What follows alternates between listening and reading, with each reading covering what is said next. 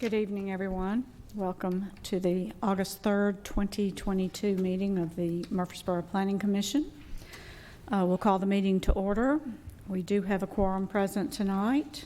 Our first item of business is to approve the minutes of the July 13th, 2022 Planning Commission meeting. Everybody had a chance to read those prior to the meeting. If you have any additions or corrections, please let us know. If not, we'll need a motion to approve. If there are none, I'll make a motion to approve. Second. Motion is second. All in favor, please state aye. Aye. Any opposed? Next, we have our public hearings tonight, and we do have 5 items. The first one is going to be a zoning ordinance amendment regarding amendments to Chart 3 pertaining to parking space and aisle design requirements. The City of Murfreesboro Planning Department is the applicant. And Mr. Gabriel Moore, good evening. Good evening. Pleasure to be in front of everyone tonight, Planning Commission. I want to start off exciting parking space dimension discussion. So this is a zoning ordinance amendment regarding amendments to Chart 3 pertaining to parking space and aisle design requirements. The City of Murfreesboro Planning Department is the applicant. We have been working in conjunction with the Public Infrastructure Department to, I guess, update and make proposed changes to the zoning ordinance amendment regarding Chart 3, parking space and aisle design requirements with regard to surface parking lots and parking structures. What we're seeking to do here is to update those requirements. We've noticed with angled spaces specifically, some changes that could be made based on some our due diligence in studying this process, but to make some changes with regard to angled parking and to also further clarify that the standards that we currently have are not only for surface parking but also for structure parking in the city. The process that we've been through to get to this point, we've utilized some peer-reviewed studies.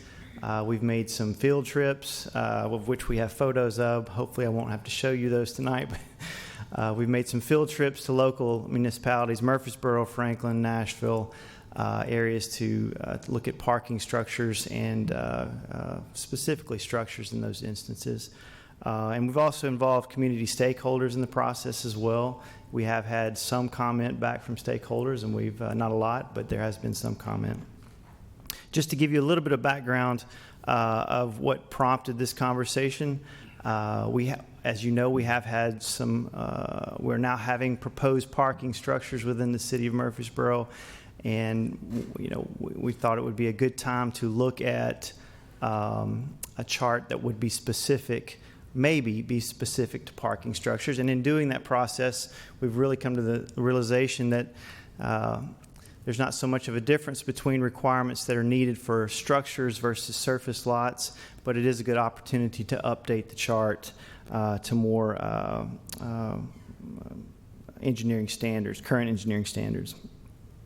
I did want to note, excuse me, that the proposed changes are not going to create any additional non-conforming properties. What we're proposing today will not put anyone out of conformance. So that just to point your attention to the draft, which I believe is on the screen, or at least your screens.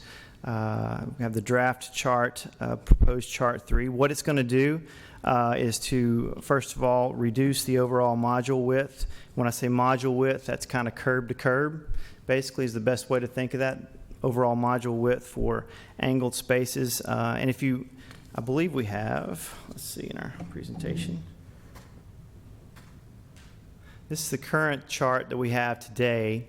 And I'll just point you to one example to show you kind of the angled parking module width. We have for a 90-degree space, you can see there in column F, that's again kind of the curb-to-curb dimension. For 90-degree parking is currently 60 feet is the requirement. And you'll notice that as you go down in our current chart to 80-degree parking, 70-degree parking, that width actually increases. And then at a point it starts decreasing again. So one thing we're looking at is reducing that module width as the angle parking starts to come into play. Other thing we've done in this proposed amendment is to remove some dimensions on the graphic down at the bottom of the existing Chart 3. There were some dimensions that were kind of redundant or unnecessary. That was the dimension E and the dimension G. We've removed a couple of the angled degrees that are in our current chart, specifically the 20 degree and the 80 degree. And the 80 degree, it is recognized by the industry that if you have an 80 degree space, that can promote backing into a drive aisle the wrong direction, because that's kind of an easy angle. It's almost 90, not quite. So that was the reason for the elimination of that. And that 75 degree is kind of an accepted degree of parking that will, I guess, not promote backing the wrong way into a one-way aisle. Did say there, the next bullet, add the dimension for requirements for a 75 degree space. We've also added a clarifying statement to the proposed chart. This is the proposed chart, stating that the minimum aisle width for two-way traffic is always going to be a 22 feet minimum aisle. That's something we have as standard currently. It's just not specified on the chart. So that's an addition to the chart. We've updated, I mentioned we updated the graphic to correspond with the amendments we've changed, or we're proposing. And then also we have updated the title to clarify that the requirement is for surface parking and parking structures. And then the other thing that we've done is to delete the rows for 8.5 foot spaces. And we've done that by adding a note at the bottom. Note 2 note 1 states that the maximum 20% of the total number of on-site non-accessible parking spaces provided may be reduced to 8.5 feet in width, except for other areas otherwise exempted in section 26. So that's just an addition of a note. And as you can see from the two tables, we've kind of simplified what's occurring, and that's come through the elimination of two dimensions. It's come through the elimination of 8.5 foot dimensions for 8.5 foot spacing. So there's been just some simplification of the table, and also in general, the overall picture has been to try to bring the table into a more industry standard numbers, if you will. The addition of the note 1, also I'll read there, the deletion of the 8.5 foot spaces and the addition of note 1 is consistent with the section 26 of the zoning ordinance. So it's just an addition to this chart that ties those two together, basically. Our recommendation, we support the request for the changes here for the following reasons: to provide further clarity to the angled parking in surface parking lots and in parking structures, and also the proposed regulations trying to become more consistent with industry standards. Obviously, we will be available for any questions you might have, and we'll need to conduct a public hearing prior, which we are doing tonight, and then forwarding the recommendation to City Council. So if you have any questions, I'd be glad to answer those for you. Any questions for Mr. Moore before we open the public hearing? Okay. Thank you very much. So for our first public hearing tonight, and this will apply to all public hearings tonight, if you would like to come forward and speak, you can come to the podium, state your name and address, and you will have 3 minutes to make your comments to the Planning Commission. So please come forward. We'll go ahead and open the public hearing for this item. There'll be separate public hearings for each of the 5 items tonight. So if you would like to speak regarding this zoning ordinance amendment to Chart 3, regarding the parking space changes, then please go ahead and come forward. Anybody here on this one tonight? Okay. All right, we'll close the public hearing. Did we have any further discussion or questions regarding the changes to Chart 3? Okay.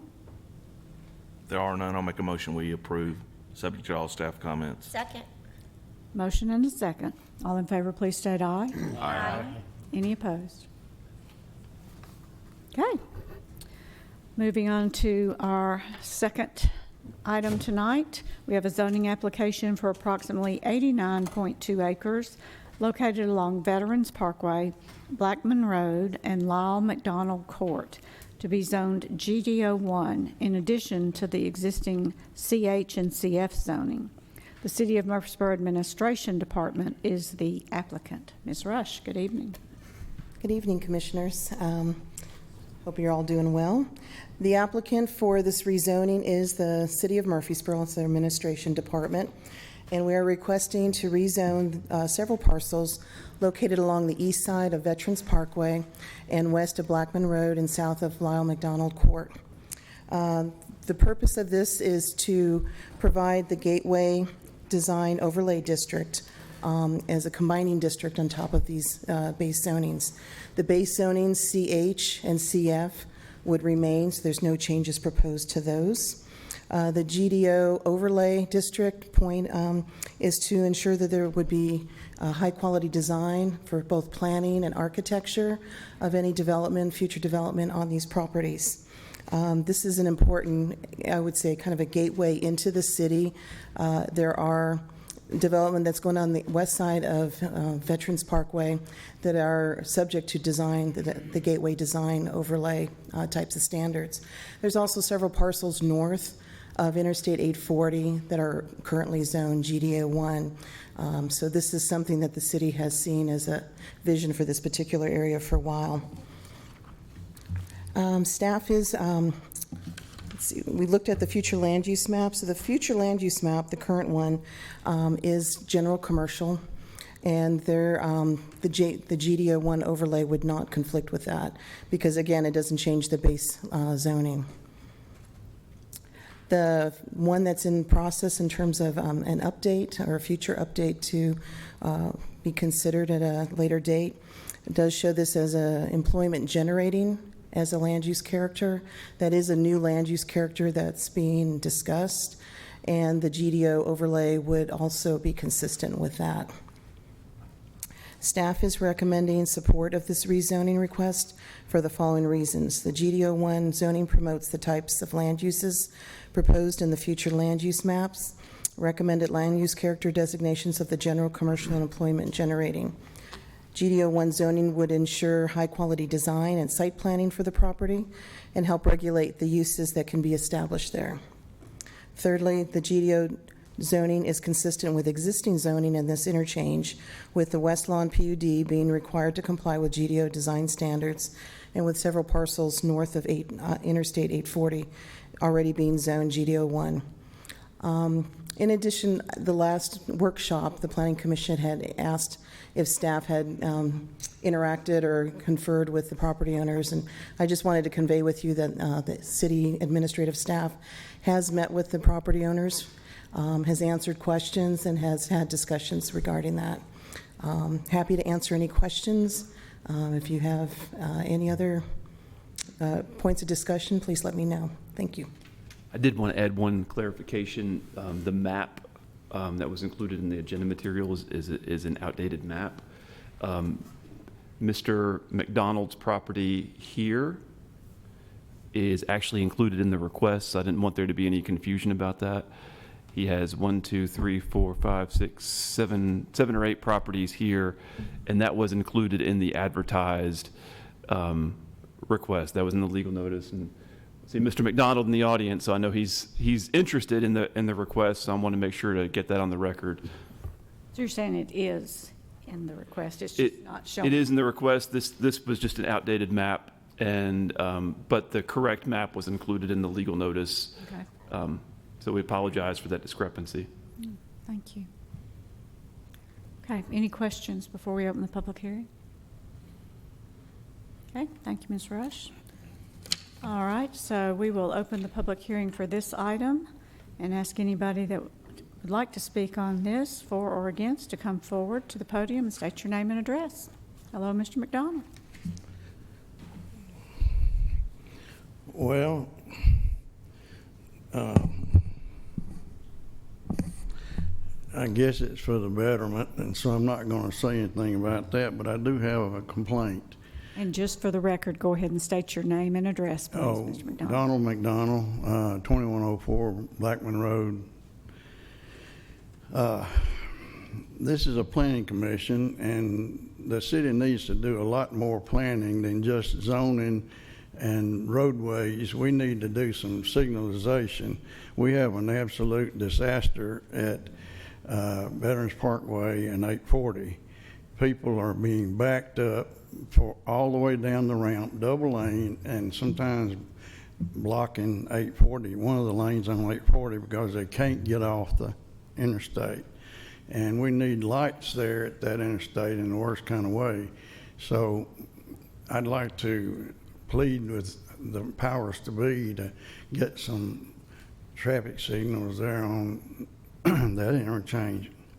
The other thing that people are not being, everybody doesn't have Google Maps to get on the road, and they are having problems getting on 840.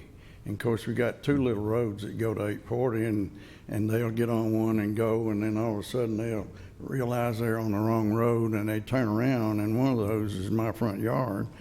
And they, in fact, the other day, two Mexicans in a box trucks turned around, two of them out in the front yard, and a lot of people come through with trailers and don't know how to back them, so they just pull out in the yard and turn around, especially on a rainy night. It's not too good. But what I talked to Ram Patel, or I'm sorry, I can't pronounce his last name, but anyway, no offense, but I asked him if he could help me get some signs put up out there, and he said, well, we don't do that. And I said, well, what do you suggest I do? I said, people are lost out here.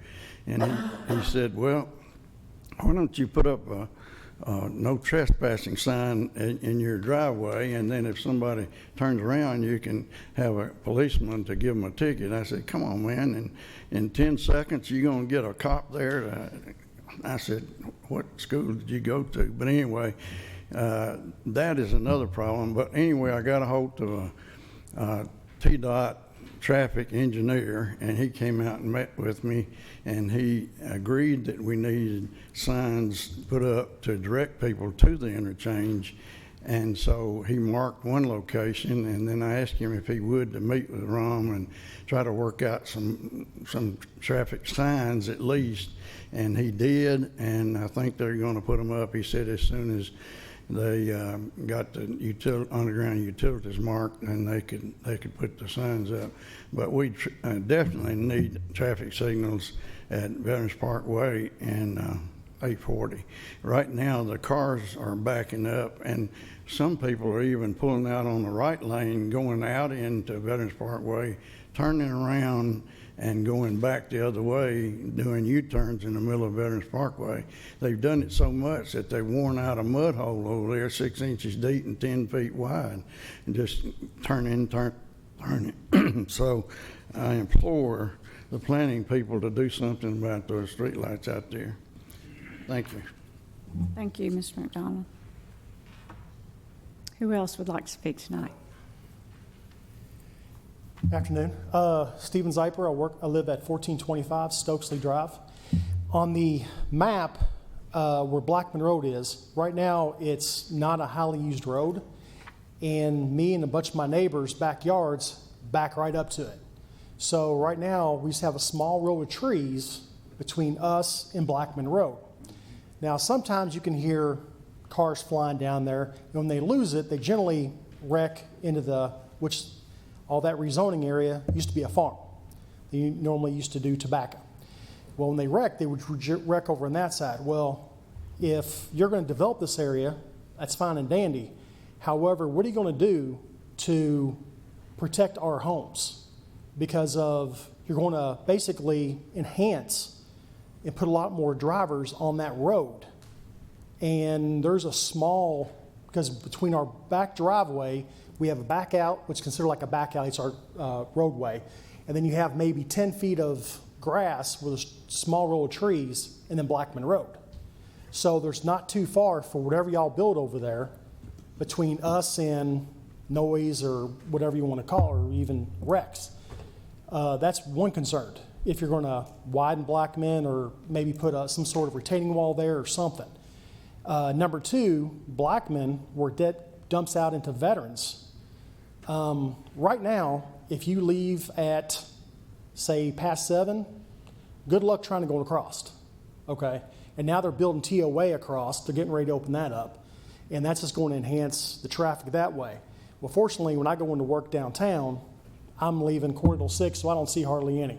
But in the afternoon, especially on the weekends, good luck trying to, I'm surprised there isn't more accidents there, to be honest with you. So I'm hoping y'all do something, either widen it when you get to Veterans, or especially putting a light there. Because something's got to be done, or you're going to end up having, I'm not sure what the planning is building there. Somebody said something about maybe a hospital or something, I don't know. But if y'all do, the hospital's going to be very busy because there's a lot of traffic going through there. So I just want y'all to make aware that if something ain't done with Blackman and also Blackman going into Veterans, you're going to have a big problem going forward. I just want y'all, that's my concern. Thank you. Thank you very much. Who else would like to speak tonight? Anybody? Okay, we'll close the public hearing on this item. What other questions, comments from the Planning Commission? Can you address the signalization? And I mean, I think traffic is obviously the main. Yeah, I think so. Mr. Huddleston may have to come up and talk about the He's on his way. the 840, but what I can do is show you the realignment of Blackman Road, which will be signalized. And so I can give you some basics. Mr. Huddleston may have some additional information, but I'm showing you GIS right here, and you can see the parcel lines. Right now, Blackman Road curves in here, and that was an alignment that was constructed with the Veterans Parkway construction, much like Shores Road across the street. It was not at an ideal alignment. And so ever since the West Lawn PUD master plan was approved, some 15 years ago, it's been the plan with the West Lawn development to reroute Blackman Road further to the north to intersect with Veterans Parkway further to the north of its current intersection, and to signalize the intersection. It will come to Veterans Parkway right across from the new Shores Road alignment with a signalized intersection. And much the same way as Shores Road is being, which is now Birch Tree, the old Shores Road is now Birch Tree Drive, is being terminated in a cul-de-sac. The southern portion of the existing Blackman Road will be terminated in a cul-de-sac. So I think that to addresses one of the gentleman's concerns about the access onto Veterans Parkway at a signalized intersection. If you scroll up a little bit where the houses are you put the map back up, please. If you scroll up a little bit and see where the houses are, where they went right on top of the Blackman, that's where a bunch of us live. Not where that one big section was, that's the newer section, but right up where our backyard's back right up to, that's where we're at. Yes, sir. Okay. And Matthew, too, if you want to maybe talk a little bit about the residential that's on Blackman across from the Vanderbilt property and how that's zoned and what the gateway overlay will help do with that. The map that's up, at least on this screen, Sure. shows that as commercial fringe. Sure. So the Winslow Park at Berkshire is a planned development that was approved about a little bit more than 15 years ago, and it's kind of a new urban style, walkable community, alley-loaded garages, and that's what the gentleman was talking about. Their homes on Stokesley, and I've been on that street a few times, face Stokesley, but are accessed via an alley, and the alley is in between their homes and Blackman Road. Directly across the street, and so one thing that I want to stress is that let me see. You may just be able to go back to his screen, Matthew. There you go. Yeah, one thing that I want to stress is that the property there is already zoned commercial highway and commercial fringe. At the time that formerly Mr. McDonald's tract, now owned by Vanderbilt, was zoned commercially, we purposely left a strip of commercial fringe bordering those residential uses, which is a kind of a transitional commercial zone, doesn't allow all the commercial uses that the commercial highway zone enables. So that commercial fringe zone is somewhat of a transition. And then the addition of the Gateway Design Overlay District onto that property does a few things. It further restricts the uses that can be developed on that property. There are a list of probably 30 to 50 uses in the zoning ordinance that are, regardless of what the base zoning permits, are prohibited by the Gateway Design Overlay District. And in addition, as you know from seeing the applications that come before you in the Gateway Design Overlay District every month, it does add an additional layer of design onto the design quality onto what will be built there, not only architecturally, but site design. You'll see, in addition to higher quality architecture, you'll see wider planting yards at the perimeter. And while the property doesn't directly abut residential zoning, there's a public right-of-way in between the Vanderbilt property and the Winslow Park subdivision to the east. At the Planning Commission's site plan review, you do have the authority to place any additional conditions that you see to further mitigate any negative impacts on the adjacent residential uses. So that gives you a little bit of additional background and context. And Matthew, wouldn't you say that once the CF starts to be developed, that there, in all likelihood, whatever the egress or ingress from that particular parcel, road improvements would have to be made to Blackman Road, correct? Blackman Road is currently a substandard road. To what extent we would need road improvements, I don't know. Mr. Huddleston may be able to address that in greater detail. I think maybe all I would add to that is that, until we see a full development plan on the property across the street, which it's hard to evaluate those, we do anticipate a roadway, public or private, aligning with the primary road that exits Berkshire, which is Pendleton Drive. And then that would extend over to West Lawn Boulevard, creating an opportunity for a direct access to a signal at West Lawn and Veterans. We haven't seen enough development plans there to know how Vanderbilt proposes to use the balance of that property. They had a concept plan, if anybody cared to look, on the certificate of need application that showed what their initial plans are, and they've shared that with us. But it's really forward-facing toward Veterans Parkway at this point, and very little development or utilization of the properties that border Blackman Road.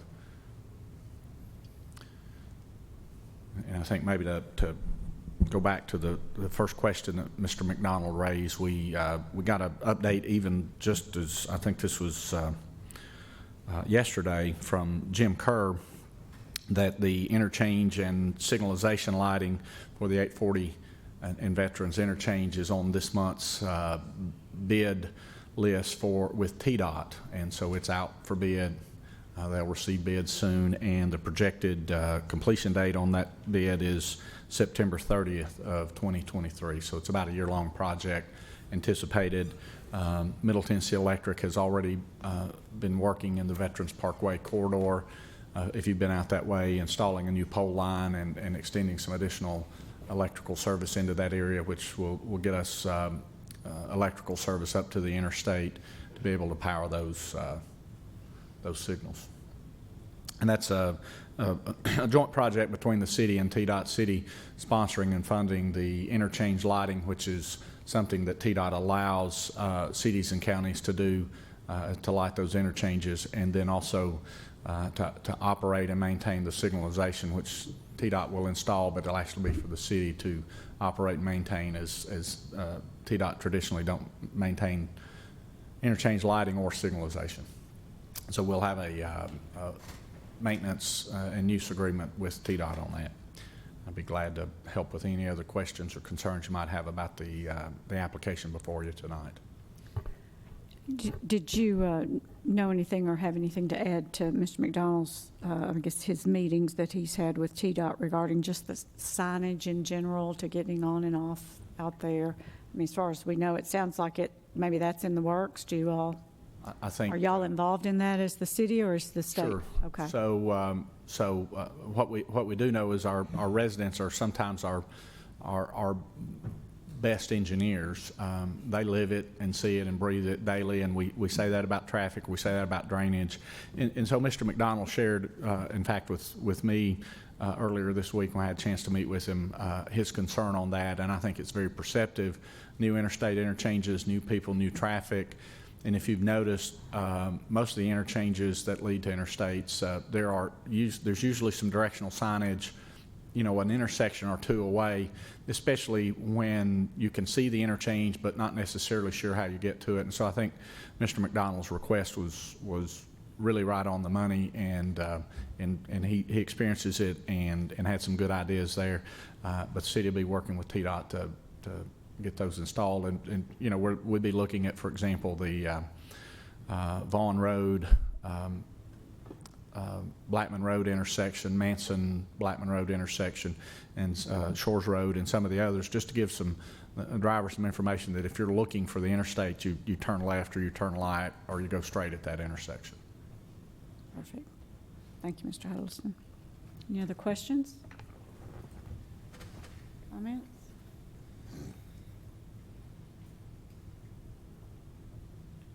Motions? There are no questions. I'll make a motion we approve, subject to all staff comments. I'll second. Motion and a second. All in favor, please state aye. Aye. Any opposed? Okay. Thank you very much.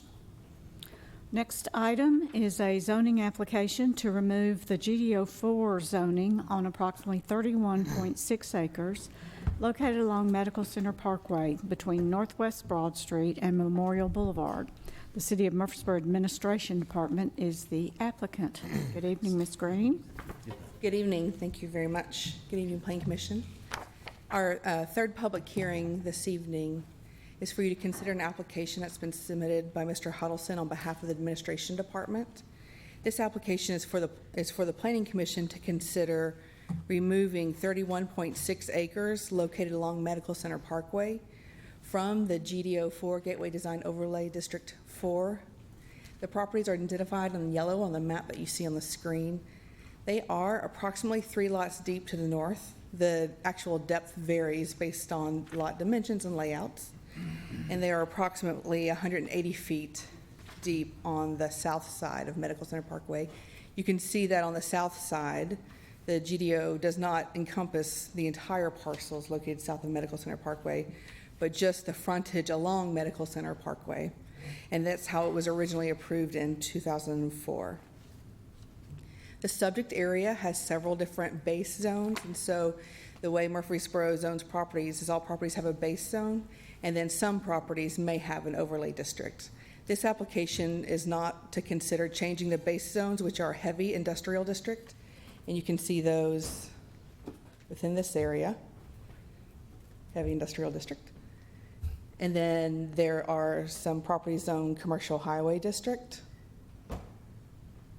mostly at the intersections. And then the properties to the north are mostly zoned single-family residential district, either RS8 or RS10. The 8 and 10 reference the minimum lot size for residential lots that can be created there, 8,000 square feet or 10,000 square feet. The Gateway Design Overlay District was studied in 2003, and I believe it was placed on this property in 2004. I think I've been asked what's the difference to properties that are in the gateway as opposed to ones that are not, because currently in the city of Murfreesboro, we have Murfreesboro citywide design guidelines. We did not have those when the gateway was created initially.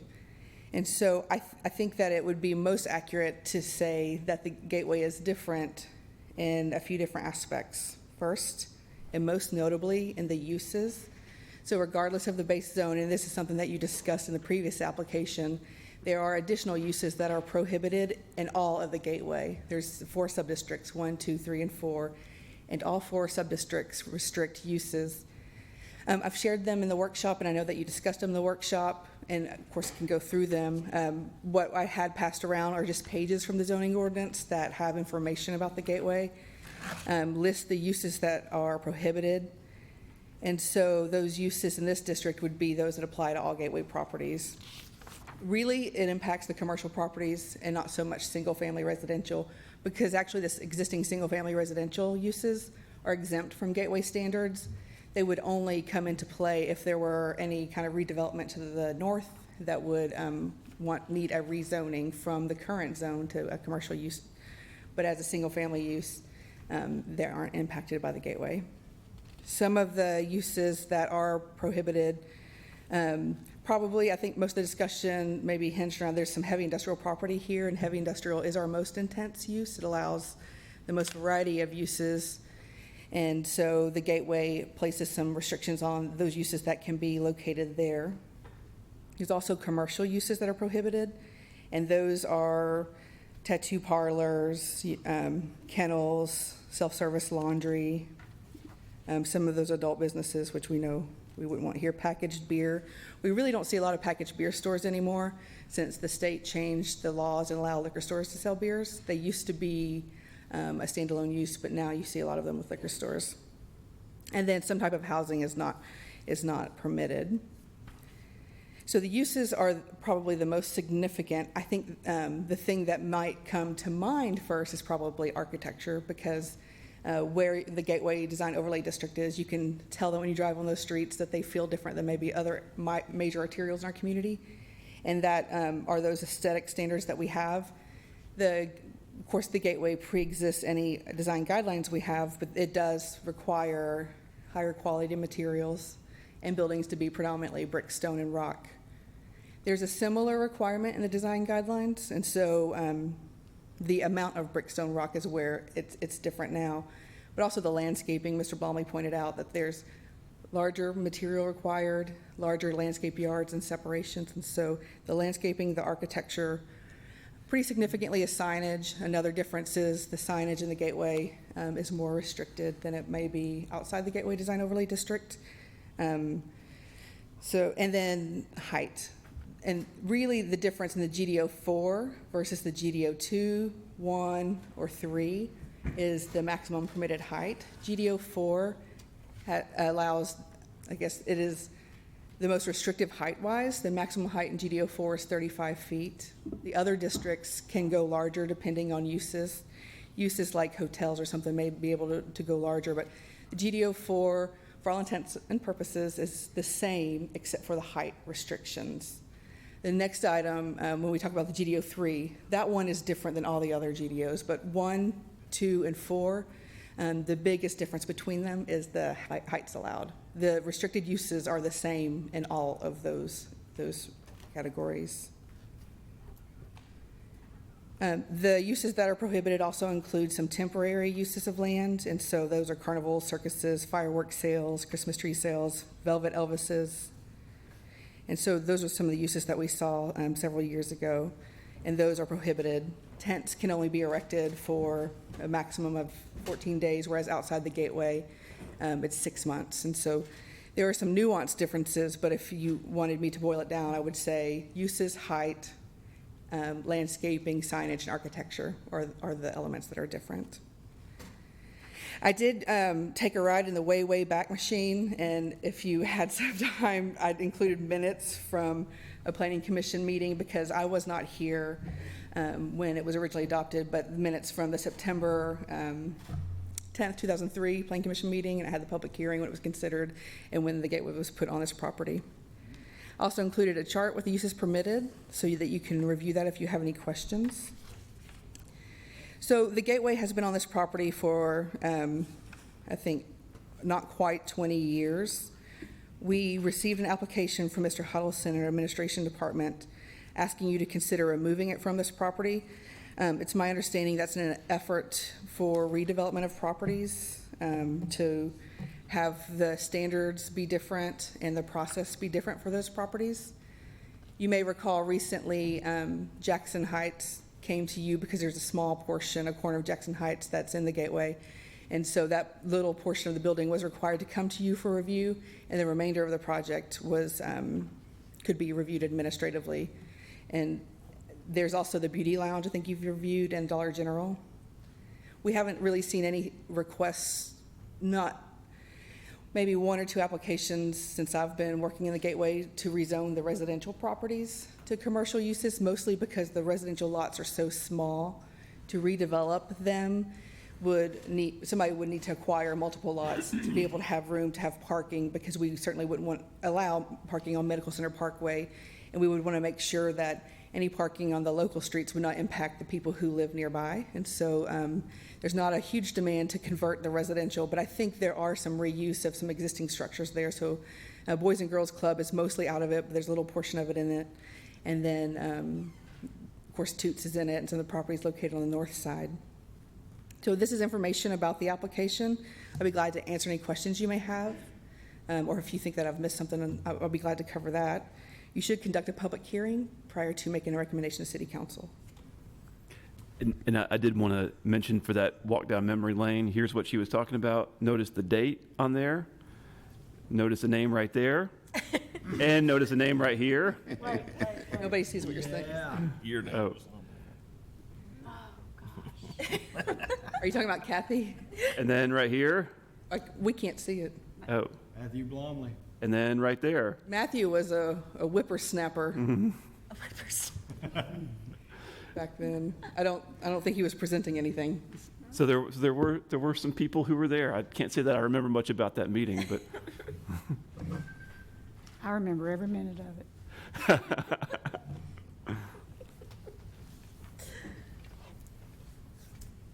Thank you. Okay, any questions for Ms. Green before we open the public hearing? Margaret Ann, did you say the residential buildings, if they want to make a change to the exterior while remaining residential, they won't have to go through anything, right? The existing single-family residential is exempt from all GDO requirements. I was just clarifying that. Thank you. Sure. Any other questions? Okay. Thank you. And we will open the public hearing on this item and ask anybody that would like to speak on this to please come forward, state your name and address, and state your comments. Thank you. Hello. Thank you for giving us a voice. I'm Jody Powers with Liberty Station and Amelia's Closet. The address is 850 Northwest Broad Street. So Liberty Station backs up to Medical Center. So the higher GDO standard has really caused us a delay in opening. We've been 2 years in renovating the building, and we operate with excellence in everything that we do, and our standards are very high, but we feel like the general guidelines outside of the GDO are good standards for us. The main issues we're having are the landscaping. That existing parking lot was really not meant to dig up more asphalt and create additional landscape beds. We have redone the existing one on Medical Center on the back side and have added planters and plants on the front. So I feel like that, dropping the GDO standards on this property would be helpful for us as a nonprofit tenant in Jackson Heights Plaza. Both our nonprofit programs are involved on that block, but only one is in the GDO. So it would help us to speed up the process. I know some of you have been there and are anxious for us to open. Some of you have even donated. So this would mean a lot if this standard was taken off this part of the building. So I appreciate it. Thank you. Okay, thank you for coming out. Anybody else like to speak on this item?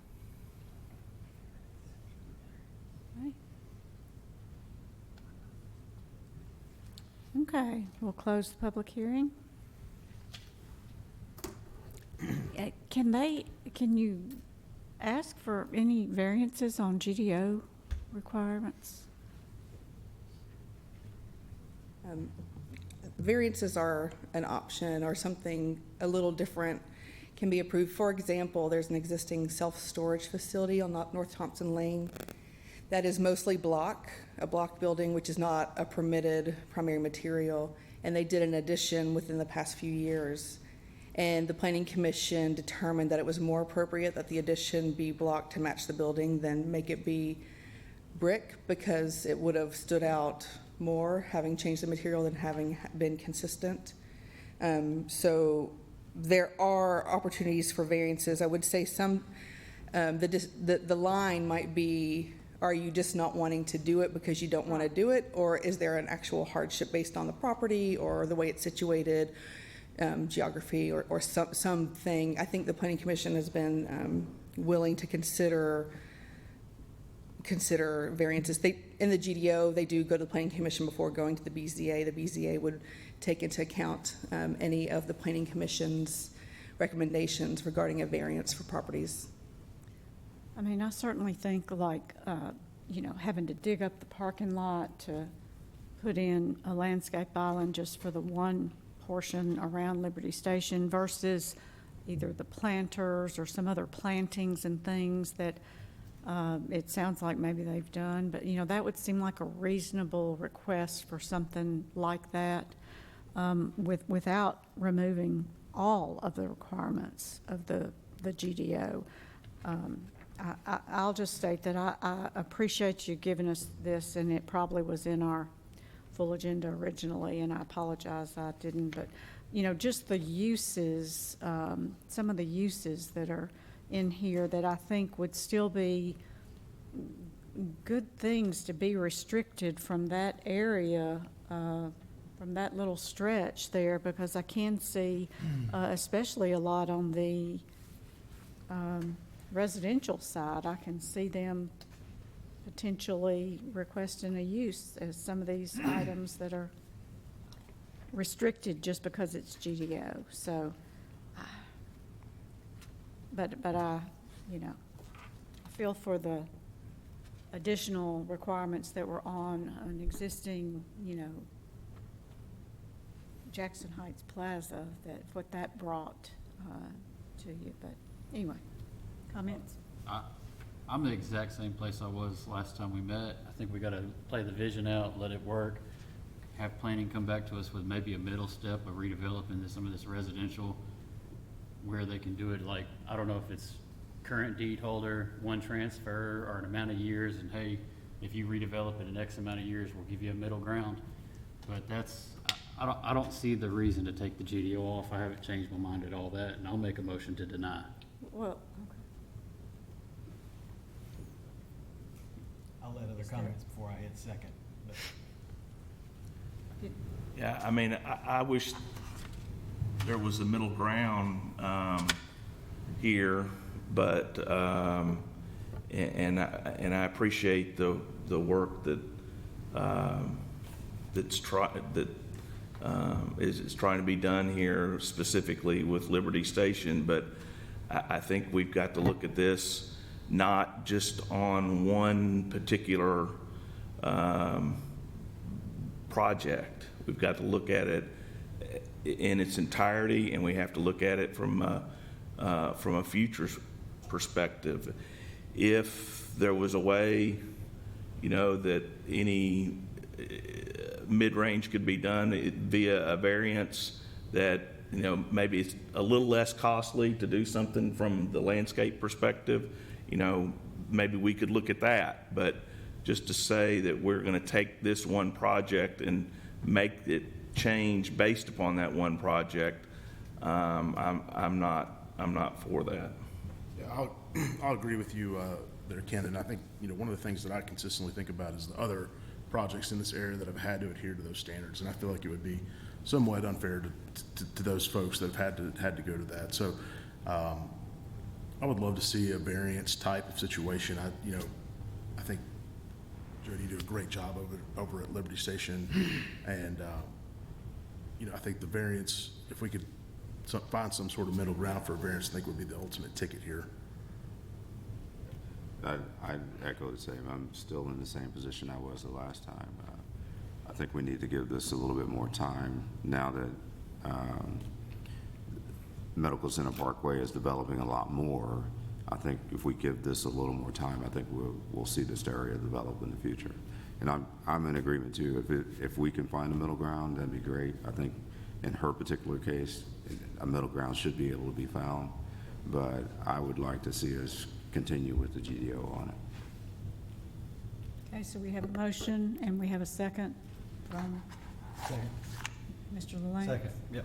And so, all in favor, please state aye. Aye. Aye. Any opposed?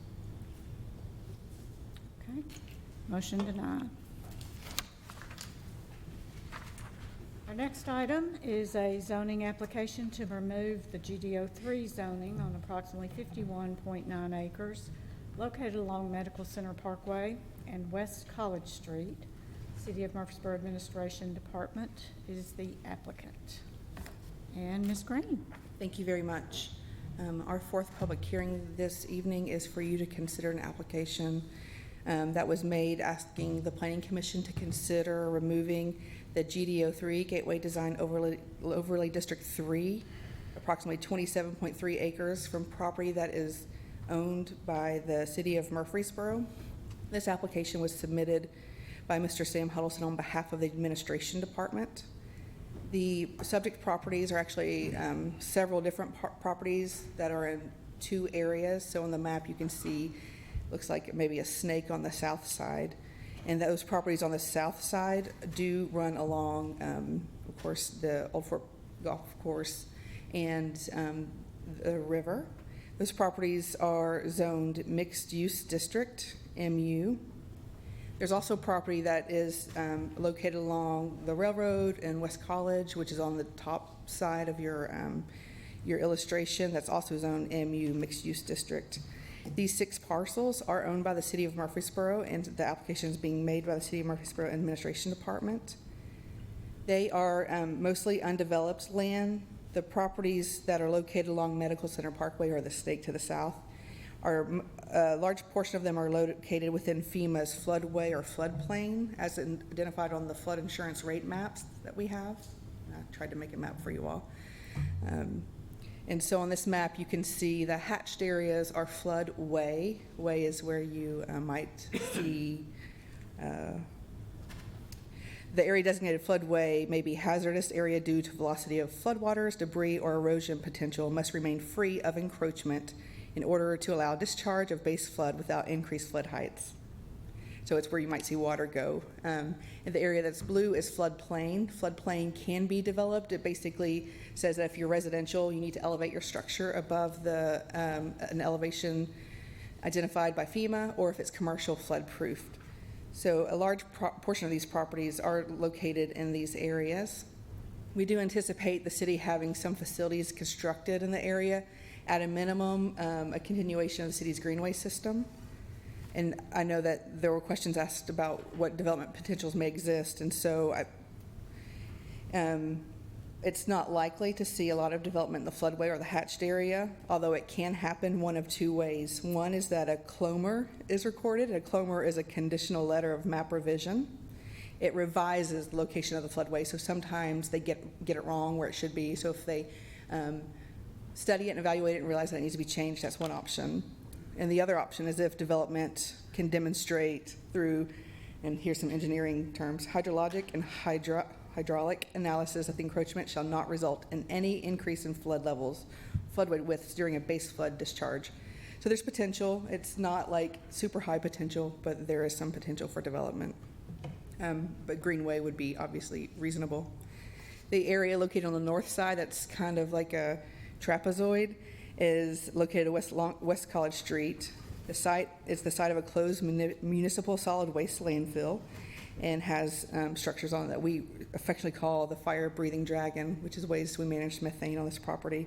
And I think it's one of Mr. Huddleston's dear loves in the City of Murfreesboro. The property is bounded, look at him, see if he's laughing. The property is bounded by the CSX Railroad along the northeast and the city's Gateway Island Pond to the southwest, and that pond is what you see in this ortho image. It's a Parks and Rec facility that also has a greenway that goes around it. There's medical offices buildings, MMC, Vanderbilt Children's Clinic, and then some various office buildings located to the southwest and west. And obviously the railroad runs along one border of the property. This property will likely be impacted at some point. So many pages. by the city's major transportation plan. The major transportation plan does show that West Northfield Boulevard will have an extension that crosses this property with a bridge. So the bridge would go over the railroad, go over the river, and connect to the road that runs along the Vanderbilt Children's Clinic and the church located in that vicinity. So eventually those roads will connect, and we expect that a portion of it may cross this property. There's also the major transportation plan talks about improvements to West College Street with a midterm improvement, numbers 2 and number 13. And then the bridge is considered a short-term improvement. We know that the bridge project is a fairly costly project, and so it may be some time before we get there, just because that bridge has to be pretty expansive to cross the railroad and the river. So these properties are mostly undeveloped. Obviously, the landfill is capped. The future land use map doesn't really, or the overlay zoning isn't really affected by the future land use map. The properties are zoned mixed use district, and so we discussed at the workshop the opportunity that exists with taking the Gateway Design Overlay District off of MU properties. When we created the MU properties, we wrote in the zoning ordinance that they're only to be utilized on properties. It is intended that the mixed use district be allowed only for lands located within the GDO overlay district or within other overlay districts with a similar purpose and intent. And so we wanted to talk about the opportunities that might be created with removing the GDO off of property zone mixed use district. The potential might be fairly low since the city owns the property. That gives the city council a lot of input on what happens here, but I would ask you to please remember this part of the ordinance in the future, and if somebody comes back with an application that's not city-owned to remove any type of overlay from the mixed-use district, we would want to avoid that unless we make some changes in the zoning ordinance. But the fact that this is city-owned may give us more flexibility there. And so the same question asked with what's the difference in the gateway versus design guidelines. I think that we spent some time talking about that. That really has a lot to do with signage, landscaping, uses, see if I can remember them, architecture.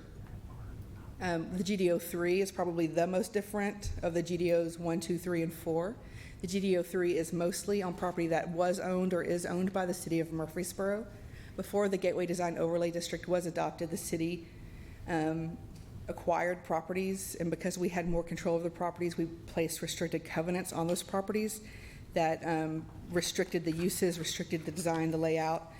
The stated purpose at that time was that I think the city manager asked for the city to do better than we maybe had done on some other major arterials, and that happened here.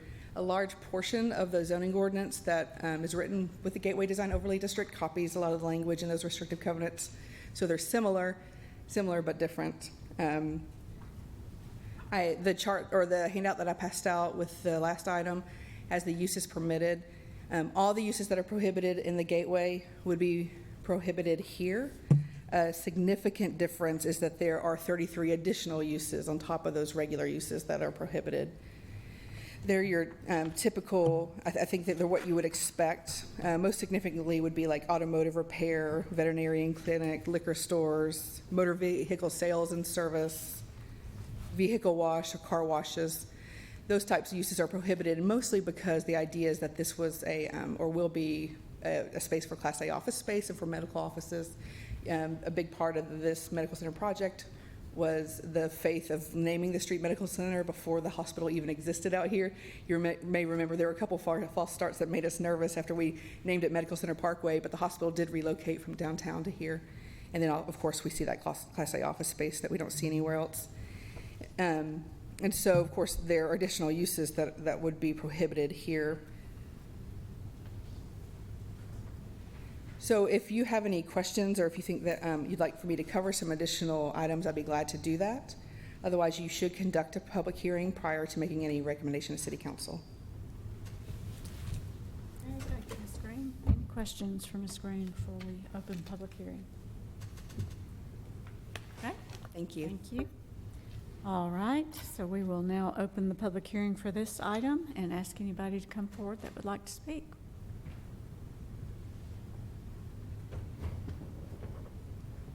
Anybody?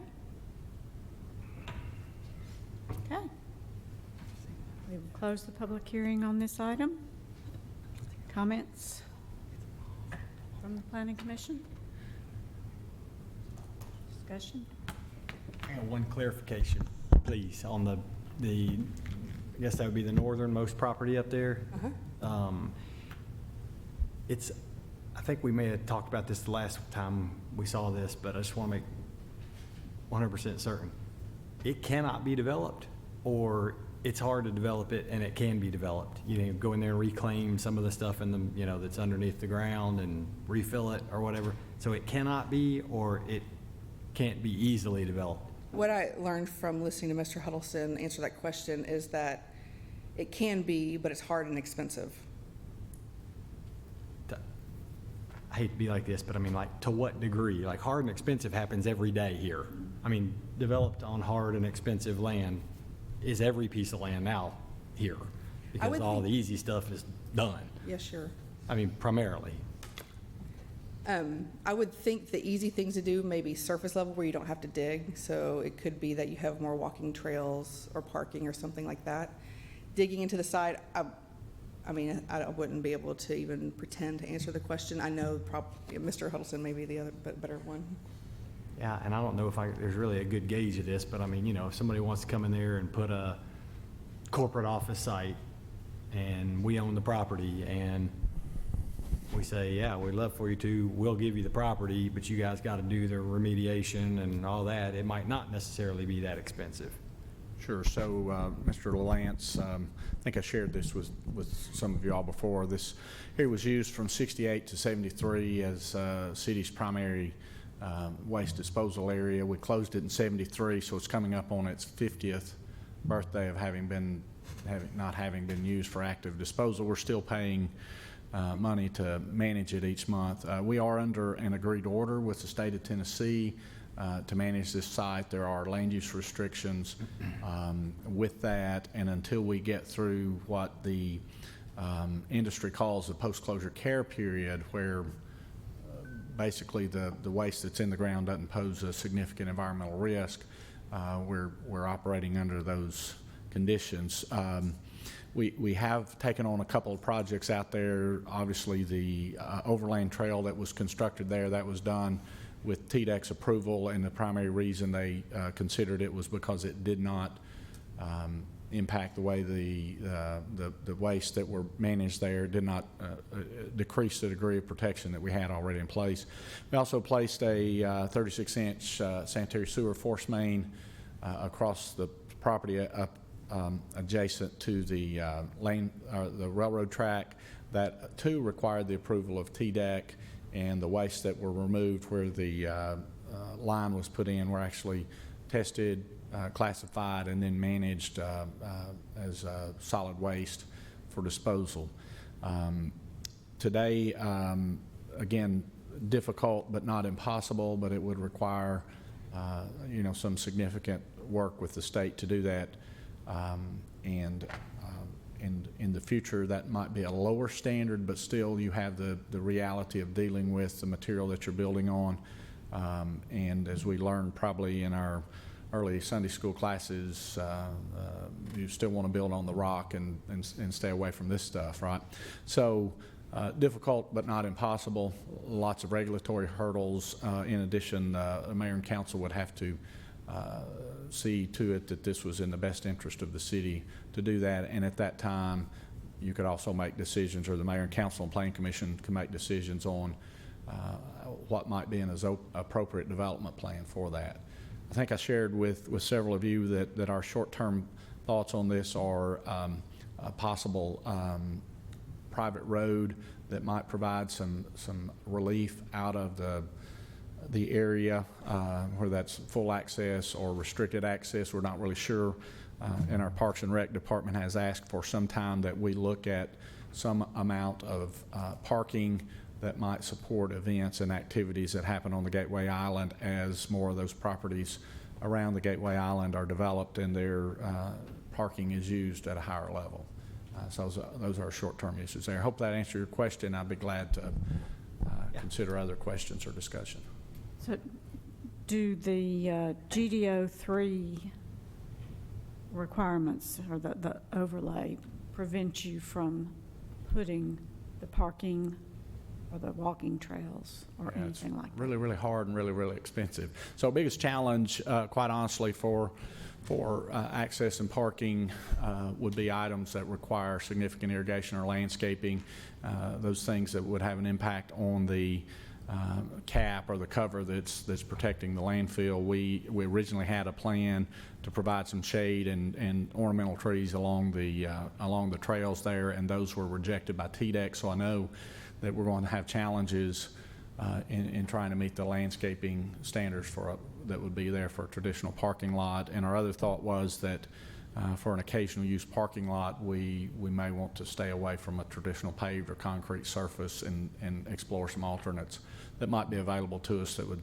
still meet the needs, but also provide us a more flexible alternative there. And so it's really, really hard. In a similar question for the other properties, the Margaret Ann, I think she did an excellent job in expounding on all of the issues there. But her statement about use for a greenway trail, that's certainly something that's on our mind, and then possibly maybe some overflow parking that might be available there close to Fire Station 4, which would primarily be in the floodway, and hopefully we're not trying to park cars there in a flooded condition, but that would be an allowable use without disturbing the land significantly to place a surface level parking area in there. So those are the reasons that we submitted this application and ask you to consider taking it out of Gateway 3 for the hardships and obstacles that would be there for those intended uses. Okay, thank you. Any other questions? I have one, and you may be able to answer, you may not. It's a history question on this. Why did they ever put it in GDO, given that it's a landfill site? I think that I was here in 2003, but I think that there was You're asking us to remember what we really did that night. There was a thought about the properties that were purchased by the city being the core of that gateway, and then also with our road plans, looking at how we were planning to with TDOT have a new interchange at the interstate, and the routes of that were pretty certain, and so we did a corridor to cover those areas. It's interesting that the property where the landfill is, the city did not own that until 1998, so we actually operated that as a landfill under a lease, and it took some amount of real estate negotiations and working through the property owners there for the city to actually get title to that, because we were being held responsible for the waste that we'd placed there by the state of Tennessee and needed to take possession of that. And I think that was also maybe within the time frame of the Commerce Center land acquisition and some other vision and development was going on in that area that resulted in the city acquiring 300 to 400 acres. So I think, Mr. Russell, the answer is that we just looked at that corridor and said, well, all the properties in this corridor, we need to include them in the overlay and as well as in the MU zoning. And practical application, when you look back and you say, we perhaps could have chosen a different route at that time. Okay, thank you. Other questions or comments? I'll make a comment. I hate to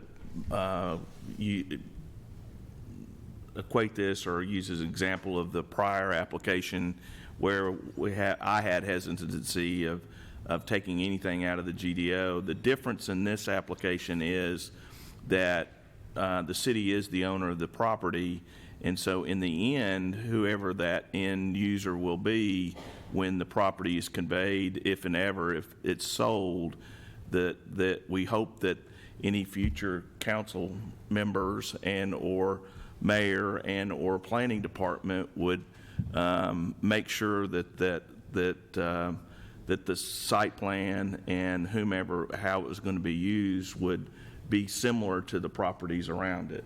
So I'm okay with this because of that control that would be in place. And if there's no other comments or questions, I'll make a motion to approve, subject to all staff comments. Second. Motion and a second. All in favor, please state aye. Aye. Any opposed?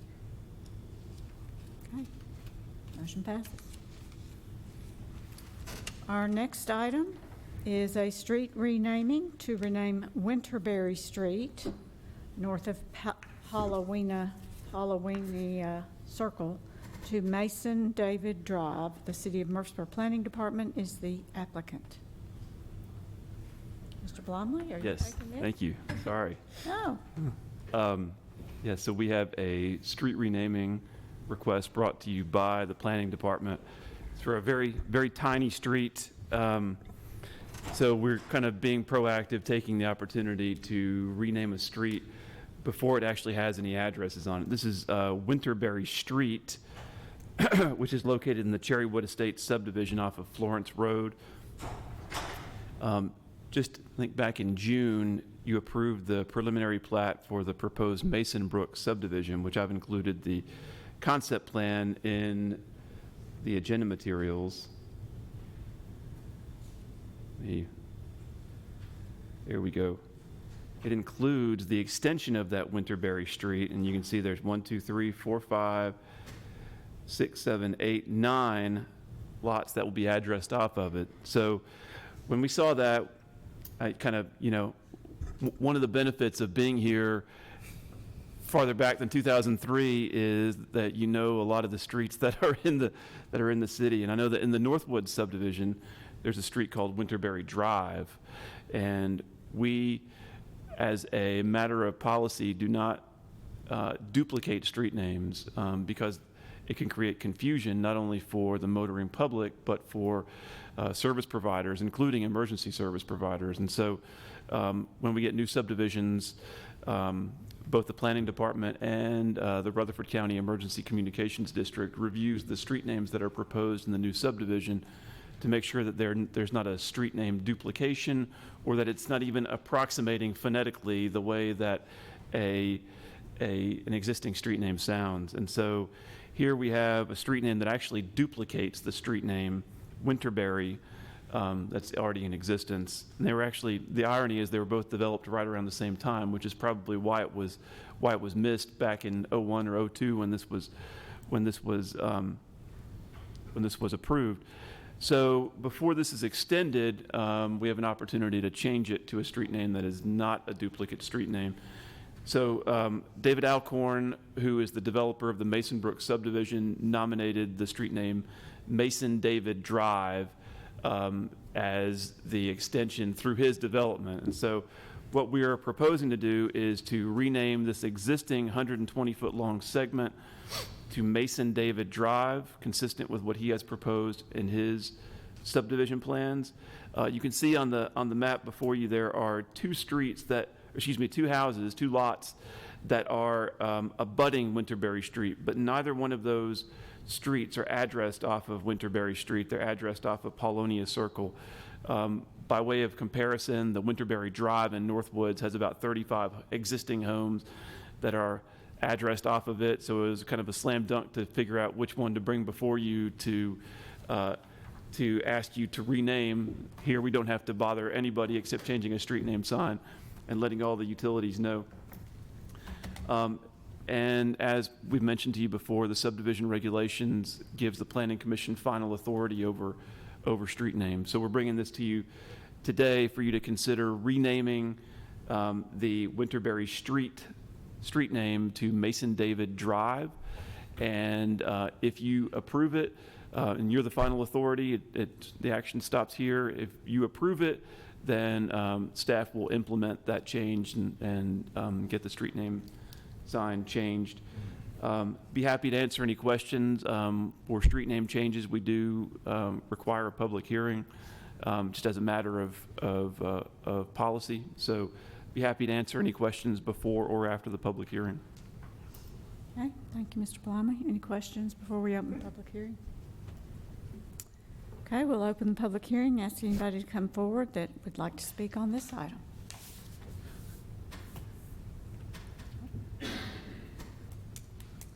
Okay. We'll close the public hearing. I move for approval. Second. Motion and many seconds. All in favor, please state aye. Aye. Any opposed? All right. Thank you. Next item, we have staff reports and other business. I believe Mr. Ives has one. I hear there are not any. I told you before the meeting that I didn't have one, but I can't speak for Mr. Ives. None that we know of. I thought Mr. Huddleston said that you would be having an update on the action of the county last night. Oh, he did? Oh, okay, well, then I do have Okay, all right. last night, we presented a proposal for an interlocal agreement regarding the non-contiguous annexation to the Rutherford County Public Works and Finance Committee. There was good discussion. Mr. Huddleston presented, Mr. Huddleston did the presentation, answered questions. The questions were about the development itself. There was little, if any, question about the interlocal agreement. There was a suggestion that it be deferred and brought back next month because at least one of the committee members didn't get the document ahead of time and hadn't had a chance to read it. There was not a motion to that effect, however, and ultimately it died for lack of a motion. So there was basically the committee took no action. As I understand the process, and don't hold me totally to this, but the matter stops at this point unless either the mayor or a county commissioner asks for it to be brought to the full county commission. So it can, and if the mayor or a commissioner were to ask for that to be brought to the full commission, it would, and then they would discuss it and consider it and respond. Whether we want to make that request, I haven't had the chance to talk to Mr. Huddleston or anyone else today what our next step should be, if any. But that is what happened last night.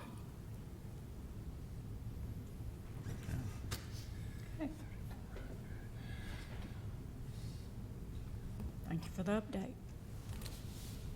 Any questions? Comments? Okay. I'll make a comment about that for you guys to consider beyond this month. One of the, see how to really say this. So, one of the things I'll talk about a lot is housing mix, right? And it kind of always seems to be on one side of the coin, but really there's other sides of the coin being single family, detached residential houses, right? That was 180 of the approximate 800 that we have coming to the city in the next 2 years. So if somehow that dies because of something the county does or our unwillingness to annex the road out to it or whatever, we're gonna, our housing mix is gonna go from having 23% single-family detached homes to 16. Okay?